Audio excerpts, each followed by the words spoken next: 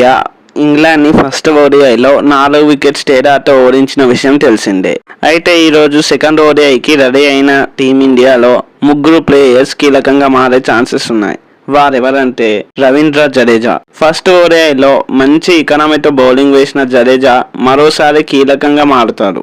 ఎందుకంటే ఈ పిచ్ స్పిన్నర్స్కి ఎక్కువగా అనుకూలించే అవకాశాలు ఉన్నాయి. సో మనం మరోసారి జడేజా నుంచి మంచి పర్ఫార్మెన్స్ ఎక్స్పెక్ట్ చేయొచ్చు. విరాట్ కోహ్లీ మొకాలి గాయం వల్ల ఫస్ట్ ఓడిఐకి దూరమైన కోహ్లీ సెకండ్ ఓడిఐలో ఆడే ఛాన్సెస్ ఎక్కువ.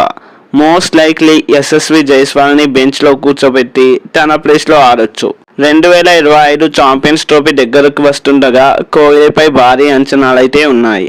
రోహిత్ శర్మ మొదటి ఓడిఐలో డిసప్పాయింట్ చేసిన కెప్టెన్ రోహిత్ శర్మకి సెకండ్ ఓడిఐ ఒక మంచి అవకాశం. తనకి ఈ గ్రౌండ్లో మంచి రికార్డ్స్ అయితే ఉన్నాయి. తను ఆడిన 3 ఓడిఐస్లో 2 హాఫ్ సెంచరీస్ చేశారు. సో మనం రోహిత్ శర్మ నుండి భారీ ఇన్నింగ్స్ ఎక్స్పెక్ట్ చేయొచ్చు.